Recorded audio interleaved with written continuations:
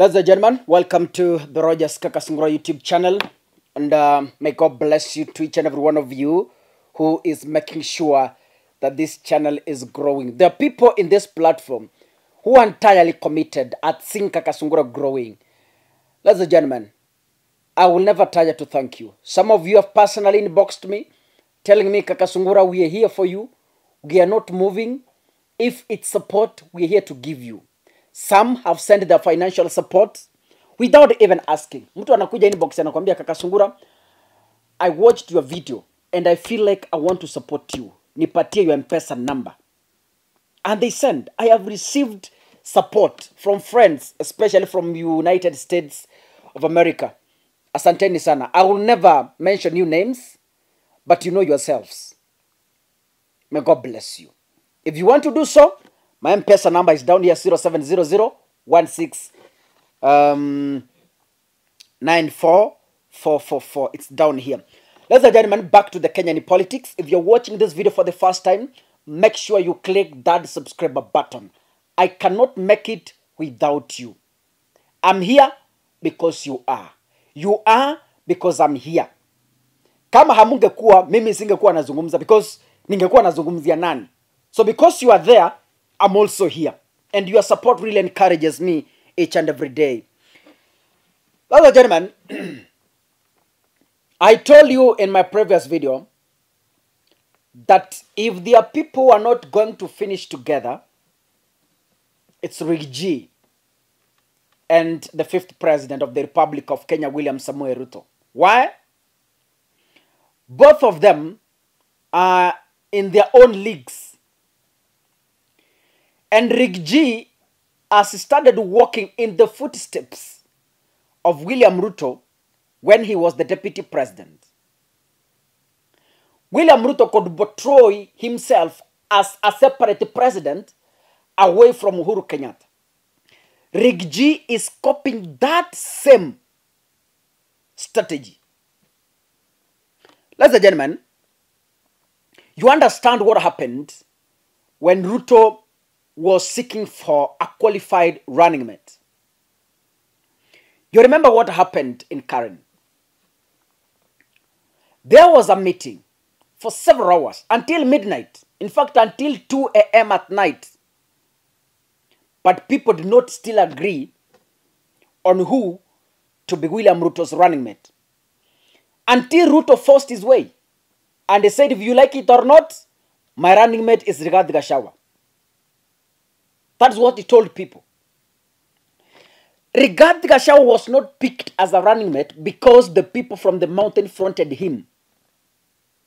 The reality on the ground is the people from the mountain don't love G. That's what you should know. They turned against him. When Ruto wanted him as the deputy, the people of Mount Kenya refused. And instead, they were backing up another person. And you know who. Ladies and gentlemen, this was so clear. Journalists camped in Karen, waiting for a running mate. Watu walipigana vita. The Mount Kenya people wanted Kindiki as their running mate. But Ruto maintained, myself as a person, I'm your presidential candidate. My deputy is DP Gachagua, and there's nothing you are telling me. That is how DP Gachagua became the deputy president. Now, the way things are going, the way things are moving, I analyzed DP Gachagua's speech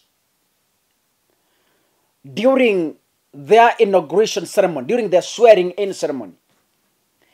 I analyzed DP Gachagua's speech, and personally, I branded it as somehow careless utterances that were not necessary during that day.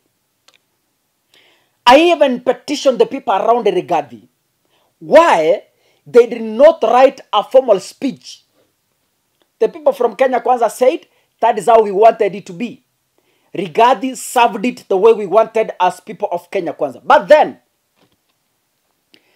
to me, some utterances during that day didn't go well with the 5th president, William Samoei Ruto. It didn't. And I will produce evidence why. Immediately after the inauguration, they moved to a luncheon in State House. A video leaked from Citizen of Rigathi Gachagua eating using a fork. And that video, Rigathi was seated here. Bishop Dorcas was seated next to him. On the table, there were mobile phones and some empty plates. So what Rigji did is, najua njaa ni ya kila mtu. We understand. Hata mimi wakati njaa imenishika, my friend, I can't even talk to you. We understand. But usikubali njaa overtake your public image. So what Rigji did, he took a fork. Na akajaribu kufikia some fruits that were on the next table. Yani, hiyo video ukiangalia hakuna mtu alikuwa ameanza kukula. But Rigji ni kama alikuwa shalemewa tayari na njaa. So, akachukua those fruits. The person seated next table, akaona, the new DP is struggling to get some fruits. Akaamuka, akaenda akabeba ile sahani, akamletea. Akaanza kukula tu. Bishop Dorcas was like, hey God, guy. Bishop Dorcas akanyoosha mikono, akabeba zile simu karibu na DP, kasongesha kando, katoa zile sahani, katoa kando, kachukua zile fruits, akamsongeshea, eat my husband. From the facial expression from our second lady, I felt for her. This is not hate speech. This is something that was live on television, ladies and gentlemen. This is something that was live on TV. It's not propaganda. So, the actions didn't go well with the 5th president. It's like President Ruto got annoyed. And he was like, hey ndugu, si unaniaibisha lakini. Umeniaibisha Kasarani. Tena unakuja kuniaibisha kwa wageni State House. Hai! But anyway, sini yale mchawa. So, sisi wa Kenya tunaingilia wapi na makasiriko yake? It's him who decided he wants Rigathi. Period. Mount Kenya wakamwambia no, our choice is Kindiki. But the president said no, my choice is this one. So, it's like, because Ruto has his own league and Rigathi is a man who operates in his own status quo. Yani kila mtu akona ile tunaita ego. Ruto has an ego, Rigathi has an ego. And you know when two egos meet, what happens? Umeiona mwanamke ambaye ni kierere kwa nyumba, wakikutana na mwanaume ambaye ni kierere kwa nyumba, hiyo nyumba ni ngumi. There's no shortcut. Ngumi. Vita kila siku. Vita. They fight. That is what is going to happen in the Kenya Kwanza government. So today, the Deputy President, Rigji, and the President, they took a flight to Naivasha to meet the Kenya Kwanza members of parliament. Rigji came on stage and introduced William Ruto. I think this was the best platform, and indeed it was, that Ruto aliamua kumsomea Rigji while hiding in parables. This is what he said. Alisema, you know, some of you are visitors, and sometimes we are going to teach you some etiquette. Etiquette means manners. We're going to teach you some etiquette because sometimes we get embarrassed when senior people in government don't know even how to hold a spoon. So my first question was, who is this that fell through that? How can I put it? Ni nani huyu alufanya Ruto akafeel embarrassed such that he is coming in public kumwaga mtama kwa wabunge kwamba sometimes you people embarrass us. So I was asking myself, who is this who might have embarrassed Ruto in public so that he is giving him as an example in a meeting attended by new members of parliament? I was like, okay. When I was jogging my mind, I came to realize kuna mtu alikula State House carelessly kwa TV. Okay. So when I connected that clip and today's speech from Ruto, nikapata jibu kwamba indeed Ruto is frustrated by how maybe Rigji is conducting himself. So Ruto said he will teach him a little bit of etiquette on how to conduct himself in public. You know, ladies and gentlemen, you don't need rocket science to interpret this statement. You don't need. You don't need scientists to tell you what Ruto meant. You don't need experts to you don't need David Indi. They say he's an economics expert. You don't need him to convince you what Ruto meant.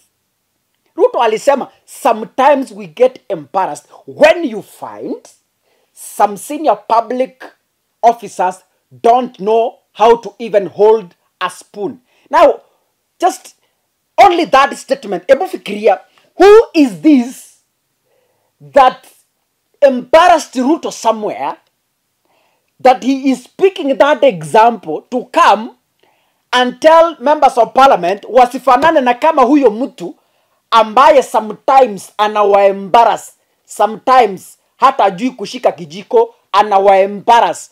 Who could that person be? That person could have been the person who was seen on live television, on national TV, eating fruits before even others wanawe mikono. And this is William Ruto's clip today. Tomorrow, we are also going to have a session to show you a bit of etiquette. We want to show you how to hold, what to do, because sometimes we get embarrassed when senior people don't even know how to hold a spoon or how to hold a fork. So tomorrow we'll take time because we want to mentor everybody. And some people take things for granted. Mnanielewa? So tutapangana namna hivyo. I mean, ladies and gentlemen, from what you've seen yourself, do you need rocket science to tell what Ruto meant? Really? It's like myself, from what I've gathered from that clip, it's like Ruto hajaanza kumwambia Rigathi Gachagua mistakes in private. And let's expect this drama to continue. Yeah, because the only way, unajua, niliwaambia that Ruto is walking on his own ego. And you know that, you know who he is. And Rigathi Gachagua on his part is working on his ego. So it's like these two egos can never meet in private to correct each other. Instead, they hide in parables to wash their dirty linen in public. Instead of Ruto going to Rigathi Gachagua, ama ampigie simu amwambie ndugu yangu, ile mambo ulikuwa unafanya kwa TV, ile hapana ndugu, hapana ile hapana. Wewe ni second in command bwana. Ile mambo niliona vile unakula kwa TV na hapana, badilisha. You are not a member of parliament, my friend. Can you change? You are now second in command. Now, our president is bringing that issue in public, in front of members of parliament. Sasa is hiding in parables, kuambia Rigathi ukweli.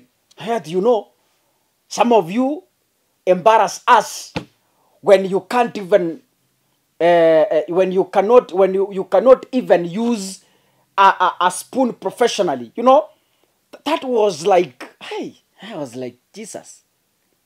Ladies and gentlemen, expect misomo kama hiyo in public. It is emerging that these people cannot correct each other in private. Instead, just watch this space. A few months from now, you will see Rigathi hiding in parables to correct Ruto in rallies. Next, you will see Ruto hiding in parables to correct Rigathi in public rallies. The next thing ni nini? Ni vita. Lakini Waswahili wanasema vita vya panzi, furaha ya kunguru. That is your government. The people of Mount Kenya wanted Kindiki. Ruto akasema mimi nataka Rigathi. Yeye ndiye anaelewa sababu ambazo zilimfanya akamteua. But